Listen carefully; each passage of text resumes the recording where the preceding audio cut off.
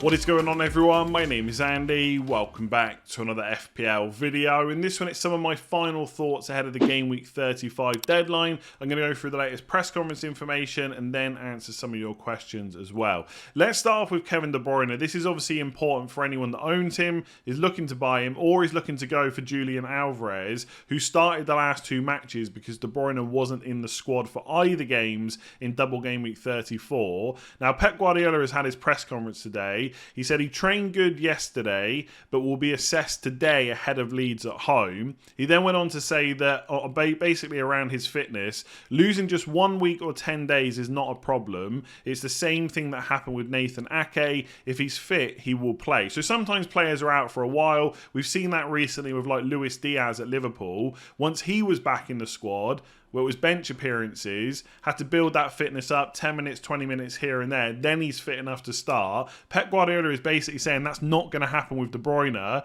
If they assess him today after training and he's fine and he's fit, then he will play. And actually, I think some of us were a little bit surprised about how quickly Ake came back and the fact that it wasn't a sub appearance and then coming on, it was straight into the first 11. So there is a chance now that will happen. I think based on what Pep has said, if we just assume that we're not going to get early team news tomorrow, I think if I've got De Bruyne, I'm probably keeping him because Leeds at home is one of the best fixtures you can get on paper. And I know Sam Allardyce is there. People will talk about new manager bounce, all that stuff. I really don't think it's going to matter. This is absolutely one of those games where City can go and score 3 to 5 goals. And if that happens, you would assume that De Bruyne will be involved. If you're looking at buying him, there is still obviously an element of doubt there, so it is a bit of a risk. So I guess in that scenario, it depends who you're selling. If it's someone like Salah, who obviously is the closest to him in terms of price, I'm not sure I would do that even for Leeds at home, unless we know for certain he's starting. It would also probably put me off going for Alvarez without getting that early team news. Now, there is a very high likelihood we're going to get it. We've got Man City news before. The fact that it's a 1:30 deadline ahead of a 3 o'clock kickoff is a good thing in terms of FPL, but it's not guaranteed. So given that De Bruyne has trained yesterday and he's going to train today, and that Pep has said if he's fit, he's going to start. Well, unless you think Haaland is going to get rotated, which I'm not convinced is going to happen, that suddenly makes the Alvarez 1 week punt very risky unless we know for sure he's going to start. So things looking pretty good for De Bruyne. I think that thing he said about Nathan Ake really made me a lot more encouraged that he's going to start. But that's very easy for me to say when I don't own him. But if I did own him, I think I'd probably be keeping for Leeds at home. There was quite a bit of Liverpool news today, so we'll go through it all, but the main thing that I want to focus on is Diogo Jota, because obviously he did become quite popular recently, especially with those 4 goals in 2 games. So Klopp on Jota, Firmino and Thiago. Diogo has his back issues. He could train yesterday, but didn't do a lot. We have to see. Bobby not yet in team training. We hope he can start next week. Thiago will have surgery and is out for the rest of the season. Then went on to say that Henderson is also a doubt for tomorrow's game. They're waiting on scan results.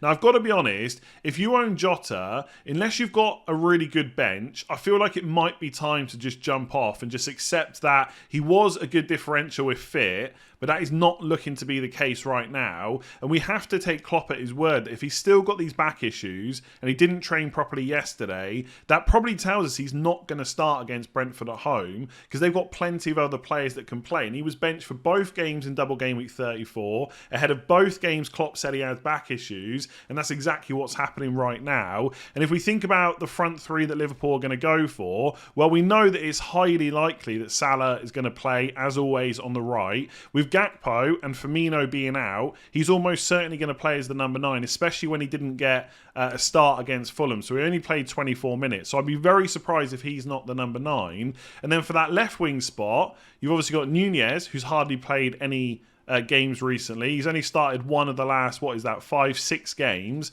And Luis Diaz, who was out for a while, has now been fit enough to start back-to-back games, even if he's had to come off around the 60th minute. So I think it's going to be Diaz or Nunez, Gakpo up front, and then Salah on the right. So if I've got Jota, I don't think he's a must-sell if you've got a good enough bench, but I don't think he's really someone you can hold through this period of 35 to 38, because his starts are even less secure than they were before with Diaz back kind of not necessarily to full fitness, but fit enough to start games, but also because he's having these ongoing back issues. So yeah, unless you've got that good bench, I'd probably be looking to sell him. Which forward to bring in is interesting, because we're going to talk about Newcastle forwards later on, but they probably are the key ones to be looking at, because in 35, okay, Arsenal is not an easy fixture, but they're also a team not keeping many clean sheets right now, and it is a home game for Newcastle as well. Then they go into the double game week with who is it? Leeds away, first game of the game week, and then the last game against Brighton. So it's actually a good bit of rest there for Newcastle forward. So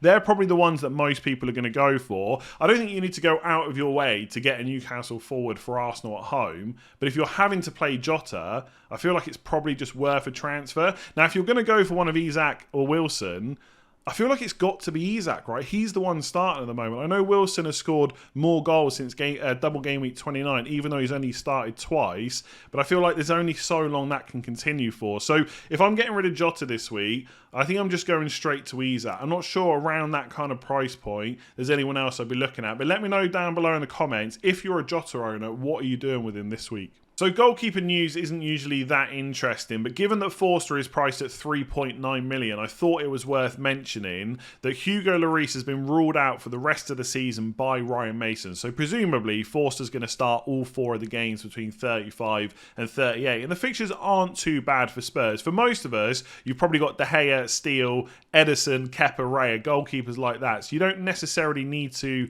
make a move unless Ederson actually does get dropped. Then it might be a little bit different. But he is only 3.9 million. So when you're thinking about the latter weeks and maybe freeing up money, that could be a way to do it. He also went on to say that Basuma and Emerson Royale could return before game week 38. So potentially for the 5 to 10 people out there that own Pedro Porro, that might be an issue at some point, but probably not one to massively worry about right now. So it looks like Forster's going to be number 1 for the rest of the season. Palace at home, pretty good fixture. I guess with Villa away, obviously Ollie Watkins playing quite well right now. I know he's blanked in the last 3, but his goal scoring form over the last kind of 10 to 15 weeks has been decent. Then it's Brentford at home, Leeds away. So given how Spurs have been playing, I'm not massively convinced there's a lot of clean sheets there, but for 3.9 million, I don't know if it really matters a whole lot. So like I said, most of us aren't going to have to go out and change our goalkeeper, but if at any point you have a spare transfer and you need the money, he might not be the worst option to go for. I'm only getting the FPL page up now to see when their last clean sheet was, and it was against Chelsea in game week 25. So I don't know if that's going to suddenly improve anytime soon, probably not, but 3.9 million, you can't really go wrong. So I know we've already discussed this topic a little bit this week, but the questions keep coming in about the 1 week punts on Man City players. And it's just that kind of game week where most people's game week 35 squads are well set up. They could easily roll a transfer, but they're looking for something exciting to do.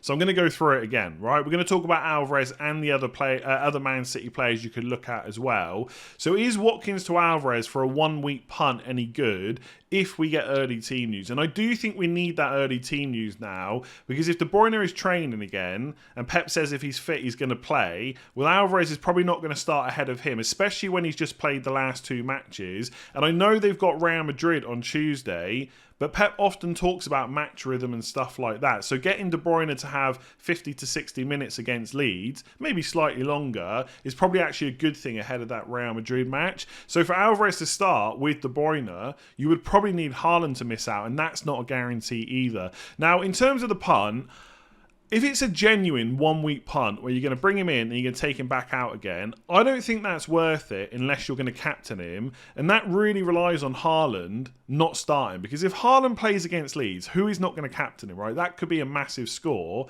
So then you're just looking at ignoring captaincy, and how many more points can Alvarez score against Leeds than Watkins against Wolves? Now, just because Wolves conceded 6 goals to Brighton, I don't think it's going to necessarily happen again, of course, but the Villa attack is pretty decent. So can they score against Wolves even in an away game? Absolutely. So you've got probably 80 to 90 minutes of Watkins against Wolves with penalties, or you've got Alvarez probably without penalties for maybe 60 to 70 minutes. Of course, Man City can do massive damage in that time, and Alvarez could walk away with 2 to 4 returns, but I think often when we think of a punt, we assume that the other player in the equation, this time Watkins, is going to blank. But even if Watkins came away with 1 goal, let's say he gets no bonus points, that's 6 points. How many more than that is Alvarez going to get in kind of 65? I've said 60 to 70 originally. Maybe 65 to 75 minutes. Maybe even 80. I mean, even if he gets 2 goals and 1 assist, what are you looking at? Maybe like 15 points or something like that? I mean, that would be a good gap, right? 9 points is nothing to be sniffed at in a single week. But of course, you've used a transfer to get him in, and you've got to use another transfer to get him out. And that's kind of, I would say, even best case scenario, getting 15 versus a 6. Watkins could walk away with all 3 bonus and finish on 9. So I think without the captaincy, the punt just doesn't sound as enticing for me. And if Haaland is going to start, then that's who your captain is anyway. Obviously, if you bring the Man City player in, whoever you're punting on, you're keeping them for a couple of weeks. That's a little bit different, right? And let's not forget, if a player gets played against Leeds because of Champions League, i.e. the other player is going to play against Real Madrid. So let's say Mahrez starts on the right because Bernardo Silva is going to play against Madrid. Well, the same thing could happen in game week 36. So with a midfield punt like Mahrez, maybe you get 2 starts. But the problem is you just cannot guarantee that, right? So I don't know. I guess I was never fully on board with this idea anyway, and I'm not necessarily someone that always seeks out punts like this either, right? So maybe I'm the wrong person to ask this question to, but without the captaincy, I just don't really like it. I will just finish off by saying Alvarez is not the only player that we should be looking at for 1 week punts. I know why he's the key one, because a lot of people have got a spare forward slot like Watkins, and that's easier than taking out one of your midfielders. Like, if I could do a Brighton midfielder to Man City one for 1 week, maybe that would be worth it. But you need a lot of money in the bank to do that, and I just don't have it. And getting rid of Salah, Fernandes or Rashford just doesn't sound great. But if Haaland doesn't start, right, then yes, Alvarez minutes go up. But you know who will be on penalties? Mahrez. So if he starts, he might then become the best captain options from the Man City players. And the other one I like is not Grealish. Well, I do like Grealish if he's going to play, but he's played a lot recently. He's probably, I don't want to say probably, but there's a higher chance of him missing at least one of the Leeds or Everton games. And if that happens, Foden's going to start. And his ownership in the top 10k, top 100k is going to be really low, right? And even against, 13 minutes against West Ham was enough to score a goal. We know what this guy can do. It doesn't always happen, but he's capable of getting multiple returns. So if you're not going to go for Mahrez or Alvarez, I really like the 1 week punt on Foden if that's something you're looking to do. For what it's worth for my team, I'm probably just not going to bother unless Haaland misses out. And even then, I'll probably just switch the armband and play him instead. So I see why people are looking at it, but I just don't think... I know I've said this a lot now. Without the captaincy, it just doesn't sound quite as interesting to me. I would rather have the extra transfers in game week 38 instead, and maybe looking to take a punt on the final day of the season. All right, look, this is another question that I've already discussed this week, but it's also something that came up multiple times when I was looking for questions and topics for this video. So I am going to talk about it again. If you don't want to listen to it, that's absolutely fair enough. Either skip to the next section or just join me tomorrow for the deadline stream at 12 o'clock UK time. Don't miss out on that. So is Wilson and Isak over double defence worth a hit? It applies to next game week, but some will move early to target the Arsenal defence. Now, I'm not quite sure the Arsenal defence needs targeting, even though they haven't kept many clean sheets recently. But I guess also having a Newcastle forward is not really a bad thing. I've got Isak and I'm perfectly happy playing him. So I do get it. And I'm going to try and be a bit more positive about this double up, because I feel like I've been a bit negative when I've answered this before. Now, for game week 36 specifically, I don't see any issue with having double attack over double defence, because from everything we've seen recently when Newcastle have had a midweek game, and so not like that normal week's rest that you get, both Isak and Wilson get 1 start each. It happened in double game week 29, and it also happened, not in a double game week, but during the midweek recently, where they played Spurs, and then there was a quick-ish turnaround to Everton where Isak was benched and Wilson played. Now, it looks likely in 36, let me just bring that up here, where they've got Leeds away and Bruyne at home, they're going to get 1 start each, and they'll probably both come off the bench in the other game. So I think for 36, it's kind of okay, because there's only 2 teams doubling. Most people are already tripled up on Brighton, and having like a Wilson over a Botman, I mean, that kind of sounds okay when you say it out loud, right? And also in 36, if you're thinking about other forwards you could have instead, of course, someone like Harry Kane is always great, but he's a lot more money. Ollie Watkins, okay, could do fine against Spurs given how they've been defending recently, but I'm not sure he's better than having a Wilson in there. And then you look at other teams, like no one wants a forward from Chelsea. You could have Solanke against Palace, I guess. Martial's not someone I would go for. So there's not a huge amount of other options at that kind of Wilson price point or lower to go for. So I don't feel like you'll miss out anywhere else in 36. My main worry is just what happens around that, because if we see the same pattern that we have since game week 27, Isak basically starts every game. Like, they don't really play together that often. They have off the bench, but from the start, we haven't really seen them play together that often. So Isak starts, apart from when there's a quick turnaround. So if you bring in Wilson this week, and by the way, I'm just going to bring up the transfers in for this round.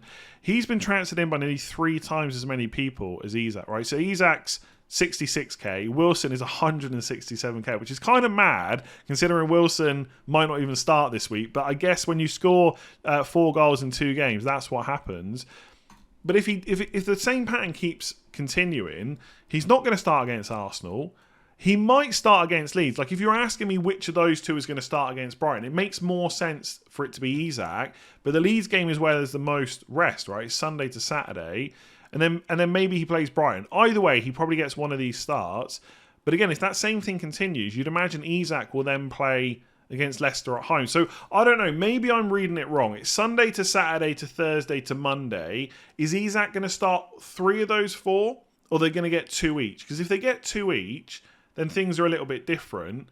But if Wilson plays the Brighton game, he might not even get the Leicester game. That's why I can't fully get behind this. You're basically bringing someone in that we know is not nailed on. Unless you're predicting that his minutes are going to go up massively and he's going to start from the beginning, right? From the beginning of matches, then you're buying a player that's not nailed on. That is something we never really do in FPL. And that's why I think it's okay for 36. I don't think you miss out anywhere else.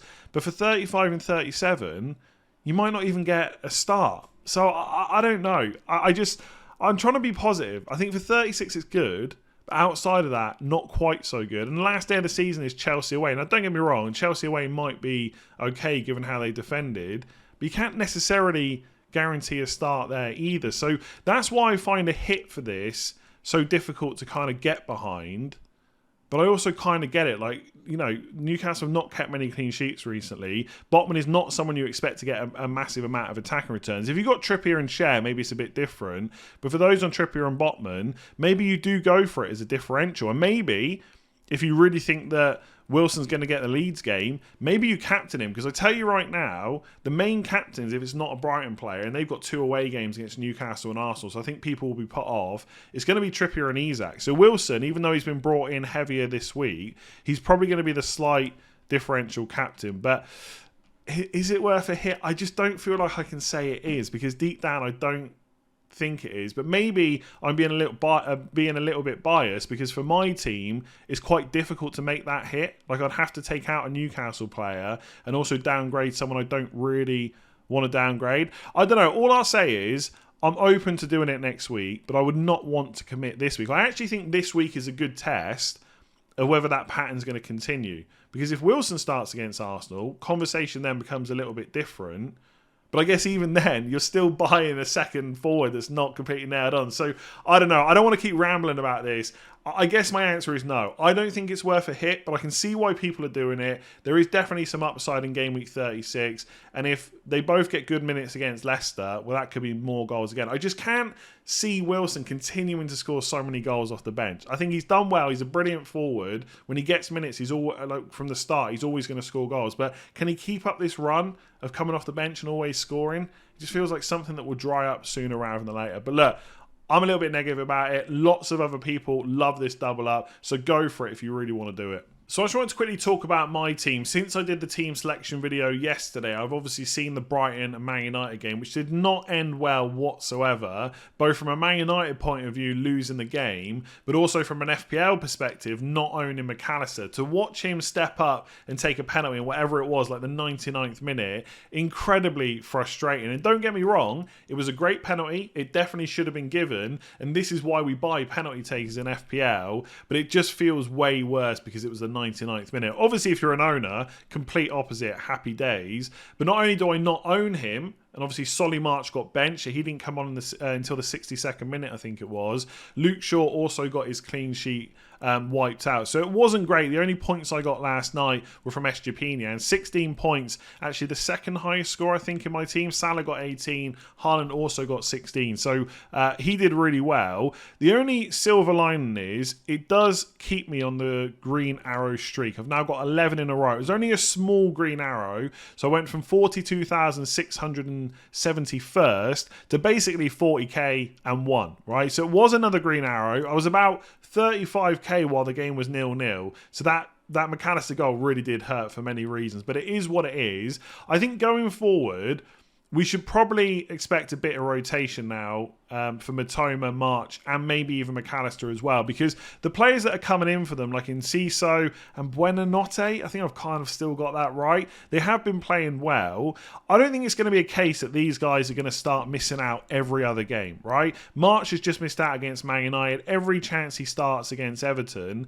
And then it's only another 6 days till the Arsenal game. So if he's going to miss one of the next kind of 3 or 4, it's probably Newcastle, maybe Southampton. I think that's kind of what we're looking at. He might miss one of the next 4. I don't think he's going to miss 2 or 3 in the next 4. So because of that, I'm not particularly worried. At least right now. Maybe I'll change my tune when they all get benched against Everton. But it's also such a good fixture, right? And Estepinian hasn't been benched since like game week 14. So I'm not particularly worried. I will say, I was glad that Matoma kept messing up last night, and I thought Wan-Bissaka defended really well against him because it was difficult, but Matoma should have had returns. There was a chance early on, I think it was in the first couple of minutes, and he took the shot on, and if he'd passed, that was an easy assist. It was basically an open goal. So if you're a Matoma owner, you probably should have got points last night.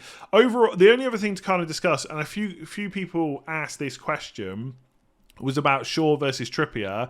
I'm still very much undecided. The reason that I've put Luke Shaw back into the team is because that was my initial instinct. And I do think generally Man United defended pretty well last night. And although Shaw is a bit less attacking, like he is on some set pieces still, he's pretty good in that centre-back role, and that is good for bonus as well. Like last night, before the yellow card and the goal that Brighton scored, Shaw was on for bonus points again. So I'm probably going to play him instead of Trippier, but I'm not 100% confident about it because I think Arsenal will score, but obviously we know how good Trippier's attacking potential is, and it's not like Arsenal are defending that well, so if Trippier's going to continue to get forward, he could get something. So I feel like that's quite a close decision. If you want to play Trippier instead, that's absolutely what you should do. And in terms of 1 week punts, like I've already kind of mentioned, I can't afford to do Matoma or March to any Man City midfielder. And I don't really want to have to remove Salah, Rashford or Fernandes because I would just want them back next week.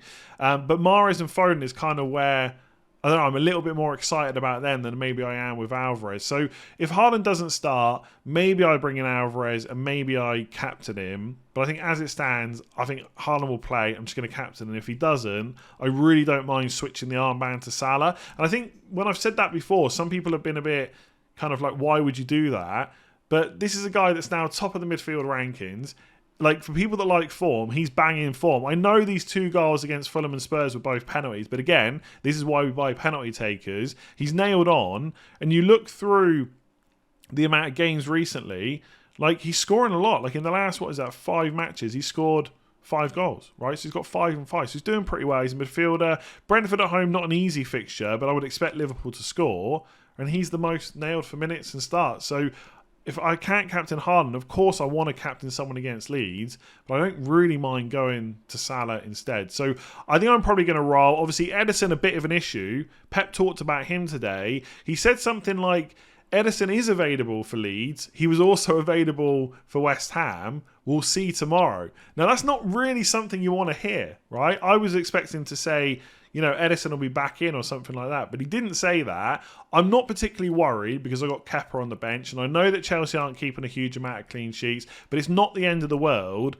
to have to play Kepa against Bournemouth and Forest. I think what I really want to do is get through the next 2 game weeks and then decide what to do with Ederson. If Ortega starts one of the next 2 or even 2 of the next 2, I'm not going to be comfortable playing Ederson in the double. So I'll either play Kepa Because remember Kepa's got a double in 37, City away and Man United away. It's not ideal, but if worse comes to the worst, I'll just play him. If not, I'll just have to use my 2 free transfers, which I'll hopefully have in game week 37, to start shifting that Ederson position somewhere else. I'm not quite sure how I would do that yet. I don't really want to have to do it, but I've got Kepa as a backup there. The worst thing that can happen now is that Ederson doesn't play both the next 2 game weeks, and Kepa also doesn't because Mendy comes in or something like that. Then it gets very tricky because De Gea and Steele will be the 2 goalies I would want, and I'm already tripled up. So then it's about shifting positions around from the same team. So it'd be a little bit annoying. But let's see what happens. I think I'm going to roll with this team. I'm going to play Isak ahead of Trippier because obviously I don't expect a Newcastle clean sheet. Shaw ahead of Trippier probably as well. Haaland captain. I'll leave it there. Give it a like. Hit subscribe. I'll catch you tomorrow for the deadline stream.